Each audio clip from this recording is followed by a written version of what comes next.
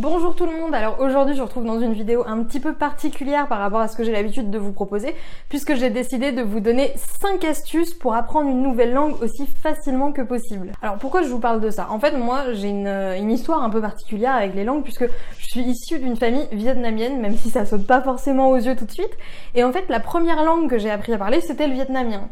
Et par la suite, quand j'ai grandi, j'ai appris ensuite le français, et du coup maintenant j'ai oublié quasiment tout ce qui était vietnamien. Donc bon, tout ça pour vous dire quoi, que par rapport à mon histoire, en fait, justement, de par le fait que je suis issue de deux familles qui parlent chacune une langue différente, je pense que mon cerveau a intégré quelque part le fonctionnement, on va dire, des langues différentes des miennes, ce qui me permet, je pense, d'apprendre beaucoup plus facilement aujourd'hui. Mais le fait justement d'avoir eu cette chance d'avoir été un petit peu bilingue quand j'étais plus jeune ne suffit pas malheureusement à apprendre une nouvelle langue en entier, et c'est pourquoi j'ai voulu mettre en place certaines choses dans ma vie, certaines petites routines on va dire, pour pouvoir développer mes connaissances dans différentes langues. Donc l'anglais c'est une langue que je maîtrise relativement bien maintenant, surtout à l'écrit. Moi à l'oral j'ai un peu un accent pourri, n'est-ce pas? Wonder Wild Queen, j'arrive même pas à le dire. Mais bon, en anglais j'ai quand même un bon niveau que j'essaye d'améliorer jour après jour en suivant les conseils que je vais vous donner, et actuellement surtout j'essaye d'apprendre à parler japonais. Donc le japonais c'est une langue qui n'a rien à voir avec toutes les autres langues que j'ai pu apprendre, et forcément je me suis posé la question, bon alors comment je pourrais apprendre plus rapidement des mots en japonais, comment je pourrais développer cet apprentissage grâce à différents points sans pour autant que ce soit ennuyant et que je sois obligée de me tartiner le japonais pour les nuls pendant je sais pas combien de temps. Et donc voici ce qui est ressorti de ce petit brainstorming et ce qui s'est implanté du coup dans ma routine de tous les jours pour devenir une meilleure personne comme je vous l'ai expliqué dans ma vidéo d'hier. Bref, voilà ce que moi je vous conseille si vous êtes dans la même situation que moi et que vous avez envie d'apprendre de nouvelles langues. En tout cas une nouvelle langue c'est déjà pas mal. Alors premièrement, je pense que tout le monde vous l'a donné ce conseil-là, mais je pense que les gens ne réalisent pas à quel point c'est puissant comme arme, c'est de regarder tout simplement des séries en VOST-FR.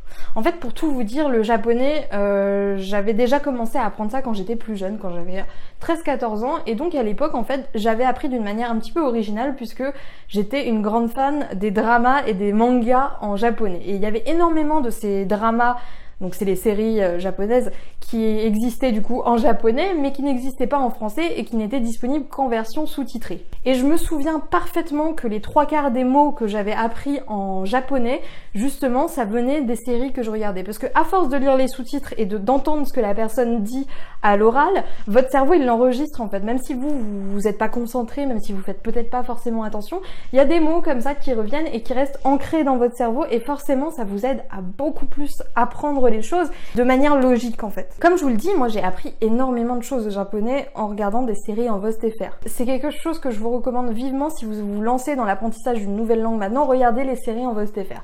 Si par la suite vous êtes à un niveau un petit peu au-dessus, on va dire comme moi je peux avoir un niveau un petit peu au-dessus de mon niveau en japonais en anglais, n'hésitez surtout pas à vous lancer dans le visionnage de séries ou de films qui vous plaisent en VOST anglais mais sous-titré anglais aussi. C'est ce que j'ai fait là dans la semaine il y a pas longtemps. Je me suis regardé Retour vers le futur en sous-titré anglais et je vous assure que j'étais la première surprise de voir à quel point c'était hyper simple à comprendre.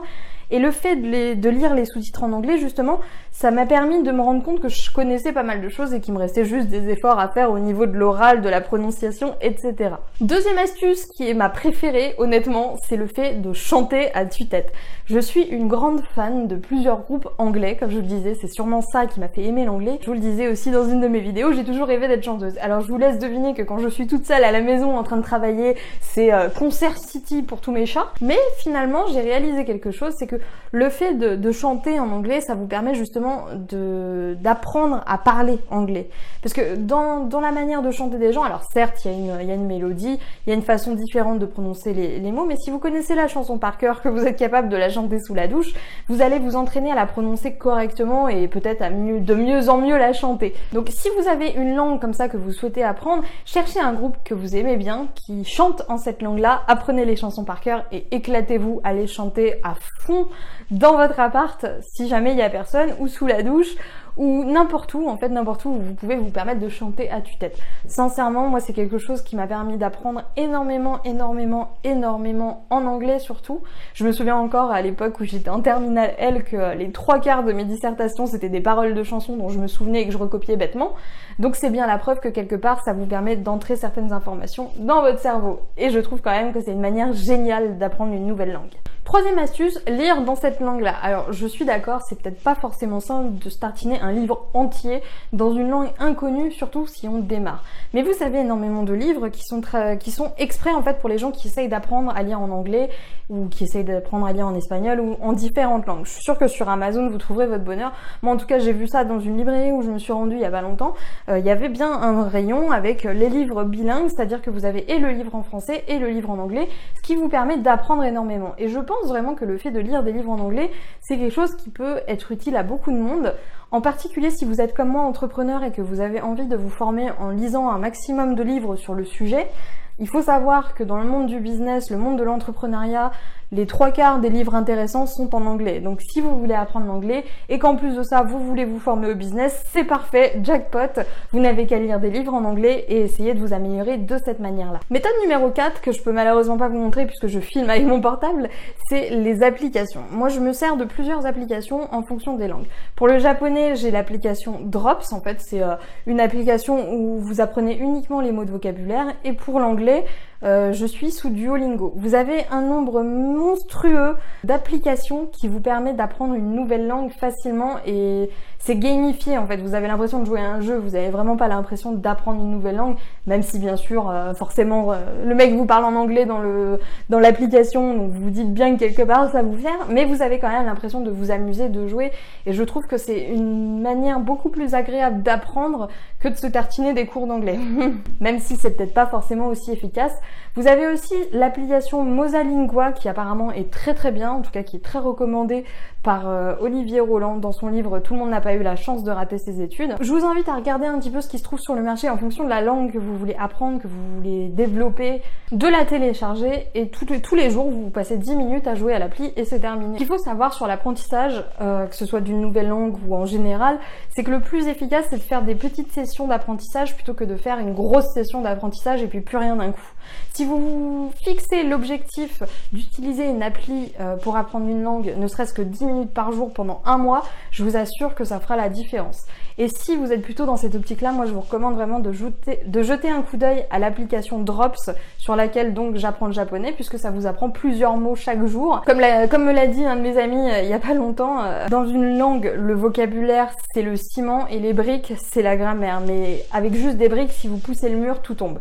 Donc, vaut mieux avoir du ciment que des briques. Et astuce numéro 5, c'est de penser dans cette langue. Alors, penser dans cette langue, c'est vrai que c'est très très compliqué, encore une fois, quand on démarre. Mais si vous démarrez, ayez le réflexe, comme moi je peux le faire en japonais, dès que vous voyez un objet, de vous dire, bon alors, dans cette langue-là, comment ça se dit? Et de vous le répéter dans la tête. En fait, rien que moi, le fait de dire ça, de me dire, tiens, je vois le neko qui est là, au lieu de dire, je vois le chat qui est là, bah mon cerveau enregistre le mot neko. Vous voyez ce que je veux dire? Bon, même si en soi le mot neko est certainement pas le mot le moins facile à retenir en japonais. Mais le fait de vous poser ces questions-là quand vous vous baladez dans la rue, vous dites tiens, il y a un mec avec des lunettes, comment on dit lunettes en anglais? Ah voilà, on dit comme ça. Et ben vous allez le retenir vachement mieux. En fait, plus vous allez faire appel à votre cerveau pour vous souvenir de choses que vous avez apprises par le biais des applications, des livres, etc., plus votre cerveau va retenir cette information. Donc c'est pour ça qu'on conseille souvent aux gens d'essayer de penser en anglais. Moi j'ai bien conscience que penser en anglais alors que vous démarrez l'apprentissage de l'anglais c'est peut-être un petit peu compliqué, mais c'est vrai que rien que le fait de se poser des questions à certains moments de la journée, quand on s'ennuie, quand vous regardez le ciel, peu importe ce que vous regardez, vous vous dites alors ça je le dirais comment dans cette langue-là, et si vous l'avez appris, si vous vous en souvenez, c'est tout bénef pour vous. Si vous ne l'avez pas encore appris, une recherche sur Google vous sauvera la mise, et au moins vous vous en souviendrez parce que vous aurez implanté dans votre tête ce mot comme étant un souvenir puisque vous vous souviendrez d'avoir été dans la rue et de vous être demandé alors ça on le dit comment. Alors j'ai bien conscience qu'avec ces astuces malheureusement je n'ai pas inventé la poudre, je vous ai pas donné d'astuces hyper incroyables, hyper inédites, mais je voulais quand même en parler avec vous, je voulais quand même vous présenter ces 5 choses que j'ai mises en place dans ma vie parce que je trouve que moi personnellement ça m'apporte énormément, ça me permet d'apprendre beaucoup plus de choses et sans avoir forcément l'impression d'être à l'école et d'être en train de me tartiner des lignes et des lignes de japonais. Voilà, j'espère que cette petite vidéo vous a plu. Moi je vous dis à demain pour une nouvelle vidéo sur la chaîne de Wonderwell Queen. N'oubliez pas de vous abonner si ce n'est pas encore fait et de me laisser un commentaire si vous voulez que j'aborde un sujet particulier dans une de mes prochaines vidéos. Je vous fais de gros bisous et je vous dis à demain.